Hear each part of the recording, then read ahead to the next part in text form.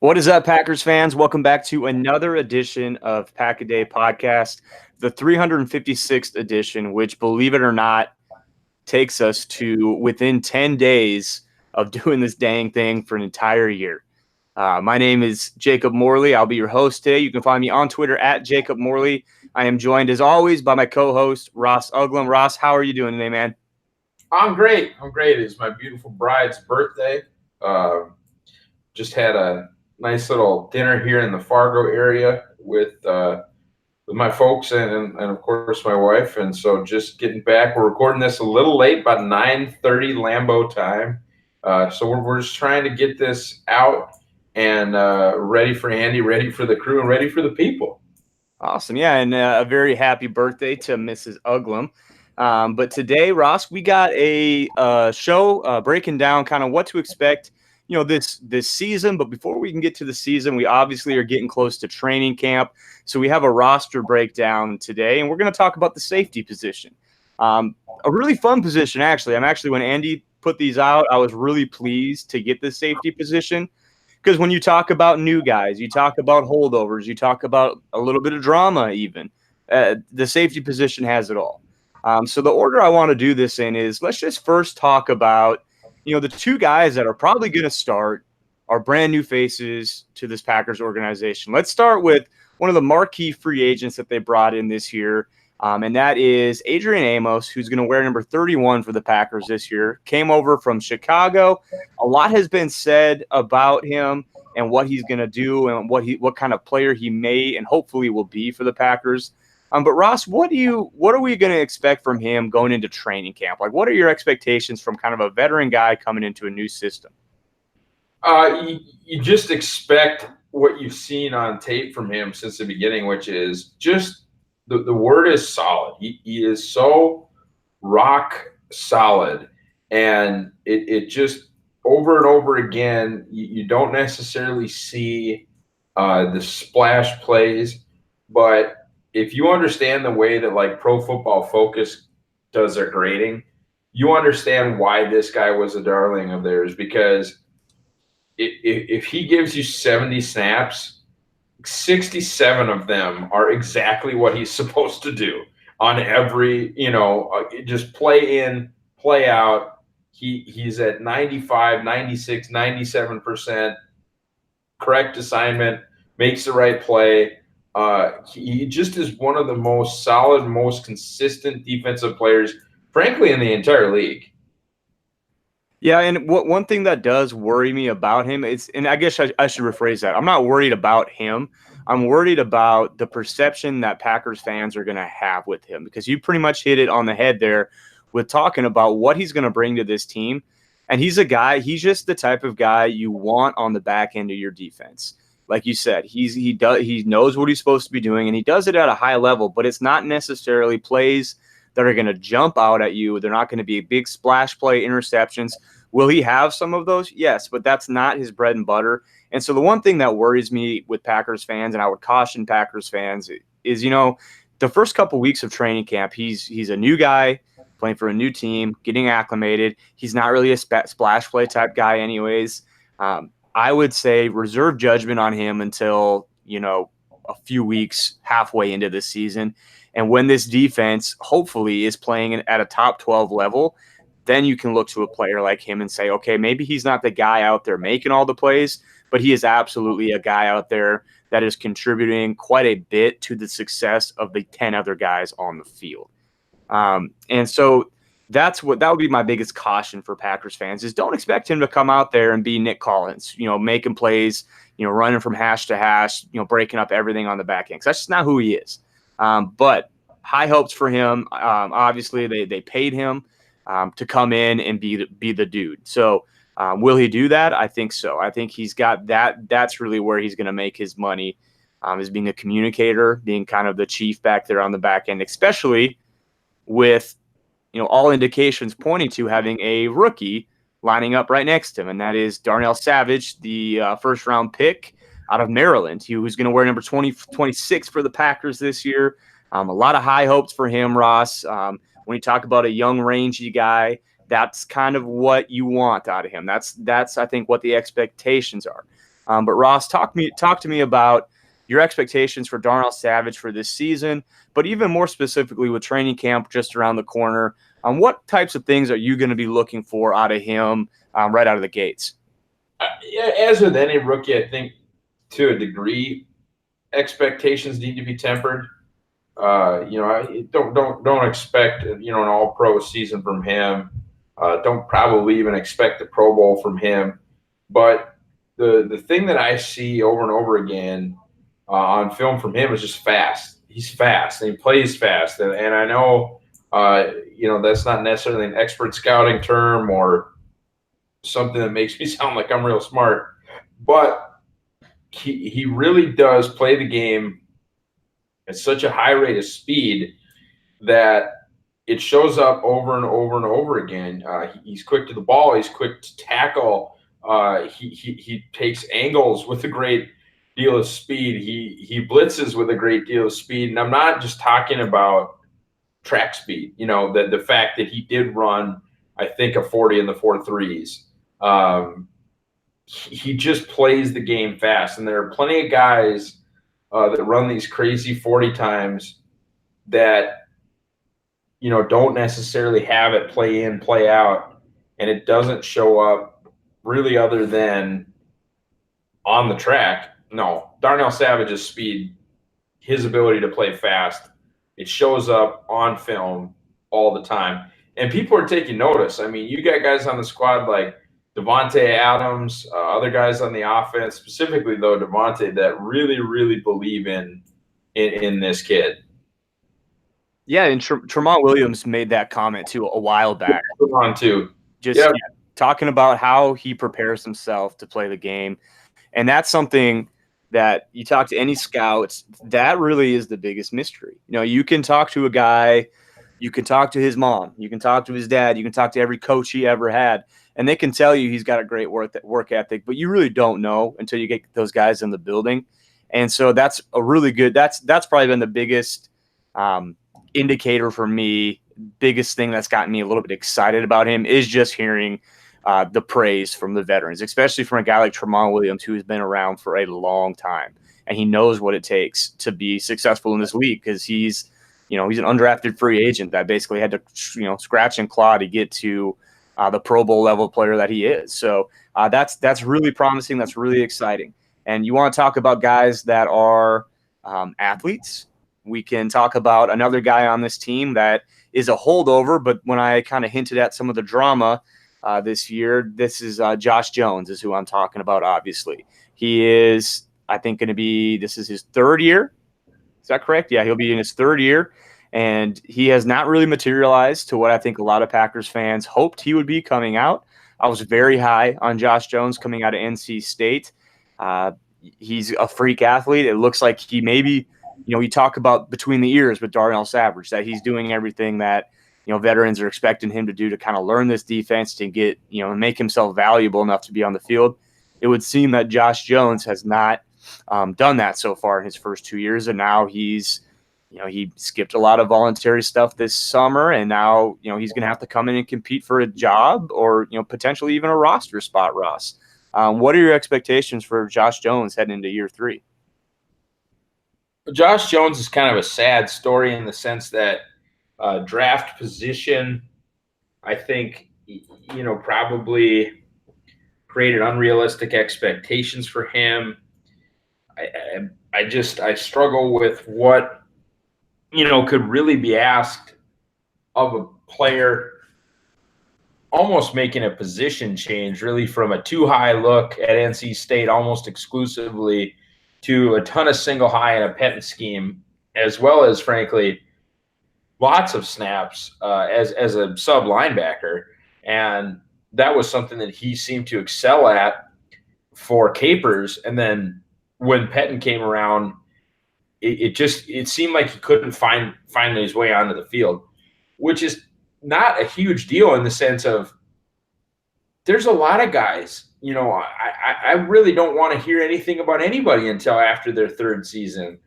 That's year 3 is really, I think, where you become, what you're supposed to be in the National Football League. It happens for a ton of guys.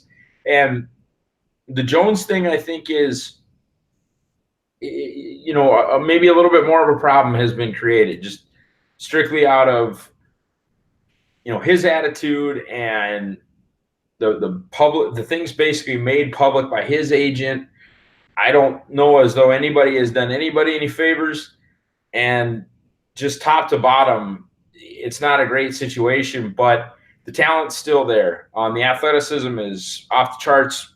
He's a 90th plus percentile athlete for his position.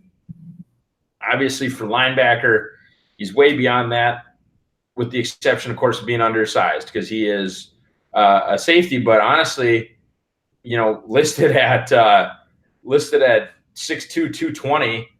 There are plenty of modern day linebackers like your Quan Alexanders that are about the same. So I'll just be interested to see if Pettine wants to play this kid this year, or if we're looking at, potentially getting out of that fourth year of that contract. Yeah, and there's still a part of me that's going to hold out hope for Josh Jones because, like you said, it's still really way too early. Now, the indications have not been all positive, but that's not to say there has not been positives because he is absolutely it's flat. just too early. You can't pull the plug on any, basically. Honestly, I would not pull the plug on darn near any top 90 pick until I see him for 3 years. Sure. Yeah, and that's fair. So that'll be interesting to see.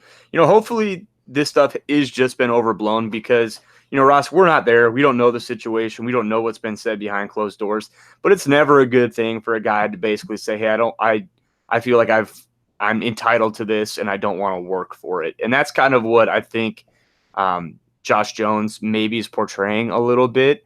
And maybe that's been mixed up, in all the ways it gets to us, but it's not a great look for him. So hopefully he can just put that behind him, put his head down, compete, and be the player that we think he can be.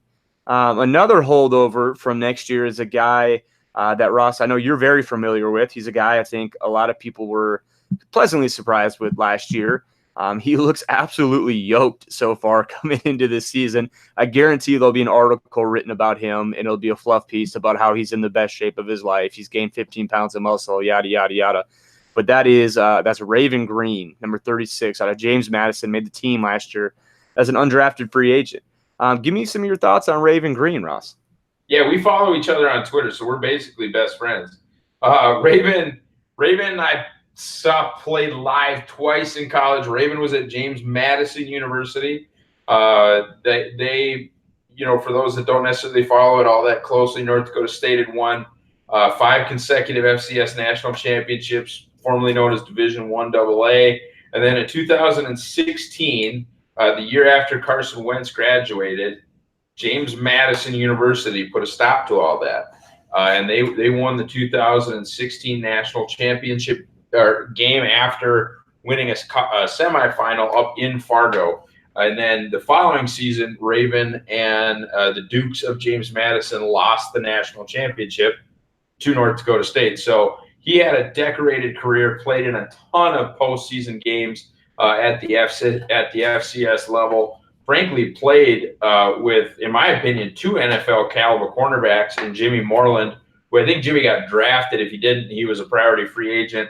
And then Rashad Robinson, who is a legitimate FCS Defensive Player of the Year, also known as the Buck Buchanan Award. He is a preseason pick for that award. Rashad is that good. They had an unbelievable secondary at James Madison, and Raven was, frankly, a really big part of that. I thought Ray was exceptional for an undrafted safety when called upon. I didn't think, that he was necessarily a game changer or somebody that tilts the field, but boy, for his, pedigree and for what was asked of him rather suddenly, I really thought that his play specifically against Miami was exceptional. And I think that he's a guy where you feel a lot better if he's your 5th safety, than you did when it was, I don't care, MD Jennings, who wasn't your 5th safety, he was your starting safety.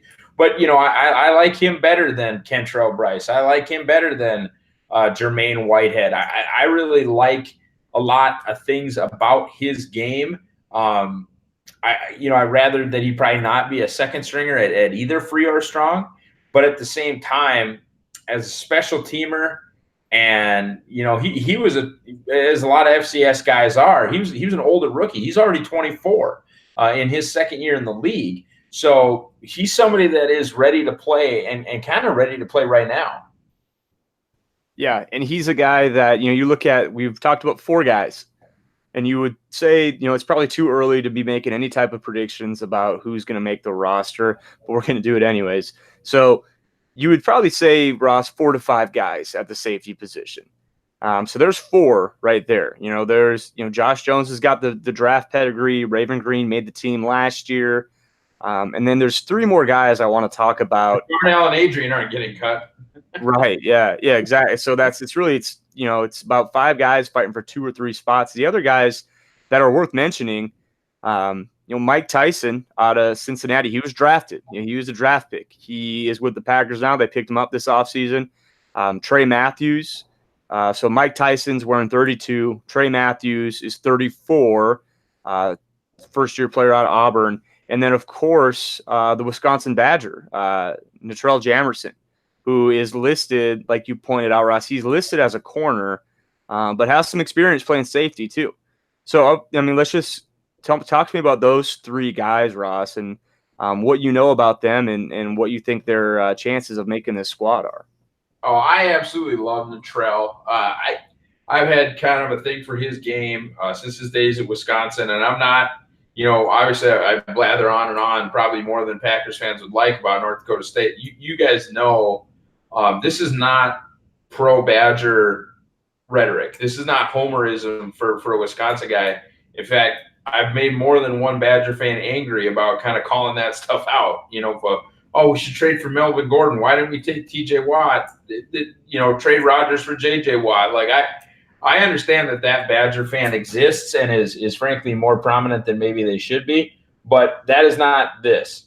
Natrell Jamerson is, in my opinion, a legitimate free safety prospect. I think that the fact that he is listed at corner and has played corner is really just a testament to how athletic and how good he is in man-to-man and in short area quickness situations. I think that Natrell is one of those guys, man, when you give up on that cornerback dream and you just say, you know what, go get him at safety, I really think he could be an above average starter. And you might think, oh, well, that's not a big deal. Yeah, it is, because you've seen below average safety play in Green Bay for a long time, specifically, kind of whoever was playing opposite Nick Collins for the longest time, or frankly, in the early aughts or in the early 10s, whoever was playing opposite Morgan Burnett after Nick Collins got hurt and before HaHa showed up.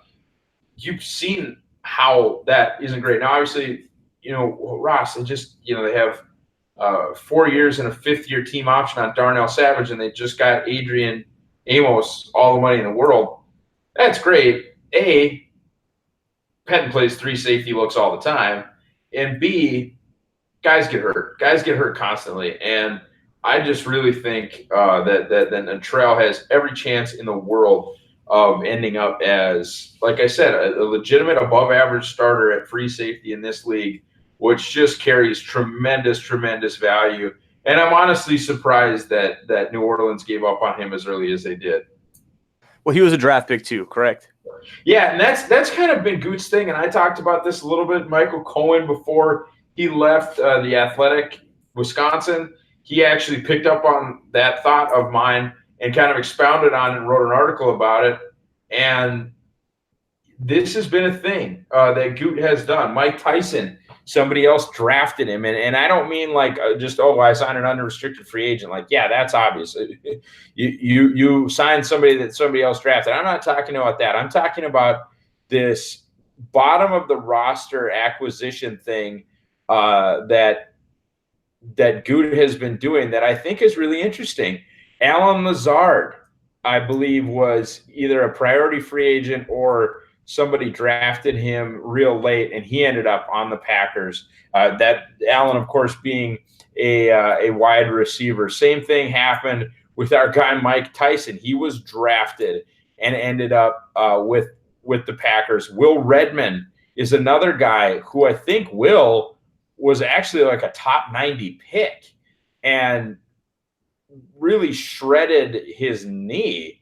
Yeah, he was the 68th overall pick in the 2016 draft. We're not even that far removed from the 2016 draft, and so Will is kind of trying to rehab his career with the Packers. But it's not, you know, just defensive backs. This is something that Goot has kind of made a point to try and, you know, get these guys that have a little bit of pedigree, maybe not, you know, necessarily former first round picks, but just guys that he's thinking they had to be, you know, somebody had to have seen something, and we're gonna, you know, we're gonna do our best to succeed where they failed, and that is a really interesting strategy, and something that, frankly, I don't think Ted really gave enough of a look. Was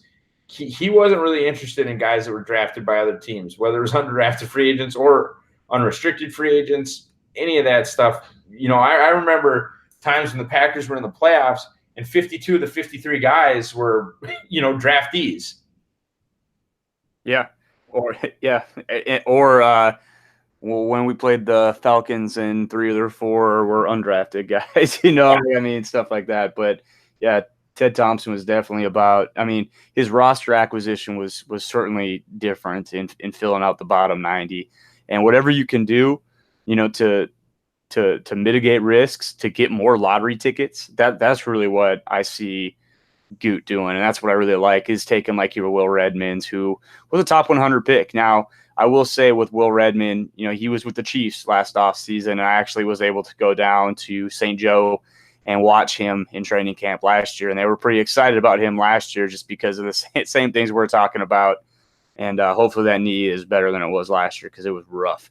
But like Ross was saying, though, it's just a very interesting way to look at how this Packers roster is constructed. Different than what it's been in the past.